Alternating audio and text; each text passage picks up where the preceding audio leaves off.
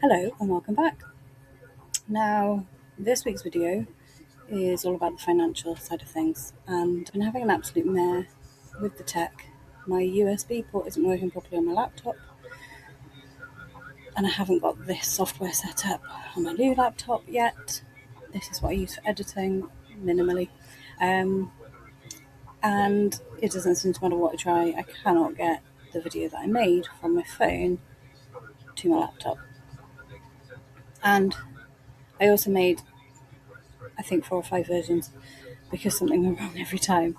The first one that I made was fine, except I wasn't actually making eye contact, which is not great for a video. I was too busy thinking and looking. You'll notice I look up when I think. And that's the problem with unscripted videos, is that you are thinking about what you're saying. So I then had another one where a boat came past really close and really fast, which created a big wake, and my tripod went flying and my phone toppled over. And then at another time, I was in the middle of it, and Ray came back from shopping and needed help with the dinghy, so I had to stop. So anyway, this has been left till the 11th hour, and apologies. And apologies if it's a bit dark. I don't normally film down here for that reason. But this is my working spot on the boat. So today's video is all about the financial side of things, and I'm going to drop into the description a link to an article that was in The Sun a few weeks ago, which talks a bit more about our finances and what this life costs us. But I wanted to give you a bit of a breakdown because people are always interested in how much this life costs. And the reality is it costs an awful lot less than our old life used to. So our old life, obviously, we had mortgage, council tax, which was almost as much as the mortgage, electricity, oil, because we didn't have gas in that property, 3 vehicles to run because we had the camper van as well. I had a horse for a long time, and even though I kept him on DIY livery in the cheapest possible way, it's still an expensive hobby. Gym memberships, phones, broadband at home, food shopping, etc. The list goes on and on. So our monthly costs used to be quite high, and these days they're a lot lower. So obviously we had the initial cost of buying the boat. The first boat that we bought was 20,000, and we did upgrade that a couple of years ago. So we rejigged some of our finances. We sold a rental property that was starting to become a bit problematic. It needed potentially work doing to the roof. It was really difficult to find decent tradesmen away from home, and the returns on it just weren't that great. So what we did was we sold that house, and we'd already paid off the mortgage, so we used the proceeds of that sale then to allow us to upgrade the boat to the one that we now live on. And then with the leftover money, we invested in a much smaller, cheaper rental property, which wasn't giving us as much of a return, but that was fine. And now that we've actually had to do a full renovation, it's giving us much closer to the return that we used to get. So that's been a good thing in a way, even though it was unplanned and a bit of a nightmare. So in terms of costs, the winter is our most expensive time. We have a marina to pay for the winter. We normally stay somewhere between 5 and 7 months, depending on where we are and the conditions, what it's like to be out at anchor, what the weather's, whether we've gone in early for some reason, whether we need to stay later than we normally would. For this coming winter, for example, we're actually probably only going to be 4 or 5 months in a marina. But last winter we were just over 6. So it's roundabout, but that's our biggest expense, and repairs and annual maintenance. But usually the marina berth is our biggest expense, and it's around about €3,000, sometimes cheaper. The years that we were in Tunisia, it was a lot less than that, and obviously cost of living there was a lot less as well. But generally speaking, it's around about €500 a month on a long-term contract like that. We then normally have to pay for water and electricity on top of that when we're in the marina.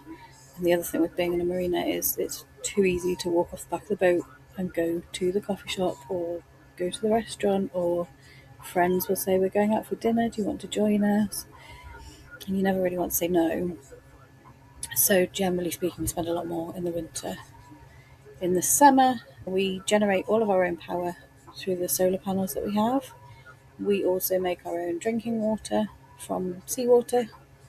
So we have a desalination plant effectively on board. So that saves us not only the money of topping up our tanks and having to buy drinking water, which soon mounts up when you're getting through the amount we do in the summer, but it also means that we don't have to go into marinas and we don't have that associated cost. So effectively in the summer, we probably spend around about €400 a month-ish, around 300 on grocery shopping and food, maybe 350. And then for the absolute depths of summer, it's actually too hot to even go ashore and have something to eat. So we might occasionally, if we are up early to go shopping before it gets too hot, we might stop and have breakfast and a coffee in a cafe, which is normally like €20. And we'll maybe do that once or twice a month. So our actual outgoings are ridiculously low in the summer. So overall, we estimate that our overall costs across the year average out at about £1,200 a month. And I'm not going to do the calculation into euros whilst on camera. But that's probably about a third of what we used to spend in our old life. And our quality of life is so much better. We eat much better food, which is much fresher. We are always outside. So in that sense, it's much healthier. We're much more active. I've always been reasonably active, but Ray not so much. But we obviously swim a lot. We walk a lot. In the winter, we try and do more when we're land-based and it's easier. We tend to go on longer walks. This time of year, it's quite hard, so it's predominantly swimming. But sometimes we will go ashore as the sun is going down quite late at night and it's cooling down, just have a little walk and stretch our legs. We used to probably do it more on the old boat because the old boat was smaller and you would get a little bit more claustrophobic. This boat is bigger, more comfortable, has a lot more space. You don't feel hemmed in so much, so you don't feel the need to get off the boat and stretch your legs because you don't feel permanently cramped. I think that makes a big difference. Whether that's a good thing or bad thing, I'm not actually sure. We probably made more of an effort to go ashore with the old boat, but that's just the way it is. So there you go. That gives you an idea of what it costs.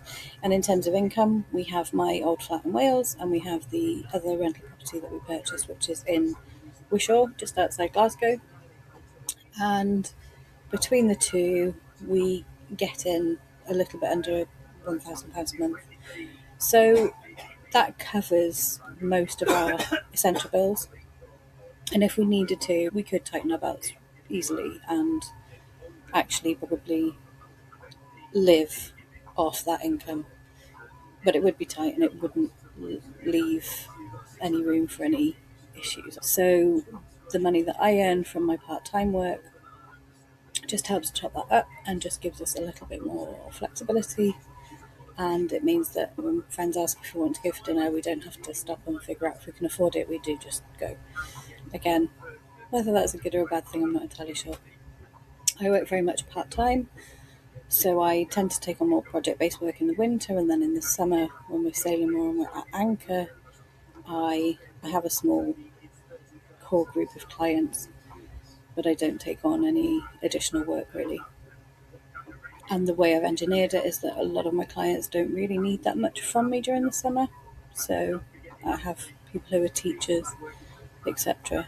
And most of their work is concentrated from September through to about June, which works perfectly for me. And I predominantly support online entrepreneurs, and almost all of them will take August off because they can. So again, that works quite well with me, especially because August is generally quite hot. So there you go. That gives you a bit of a breakdown of what our life costs and how we make the money to cover that. And in the next video, I plan to also cover some of the ways that we prepared for this financially, some of the things that we did to save money, and how we make our limited resources work as hard for us as they possibly can without risking any of our assets. Alright, so that's all for now, and I will see you next time.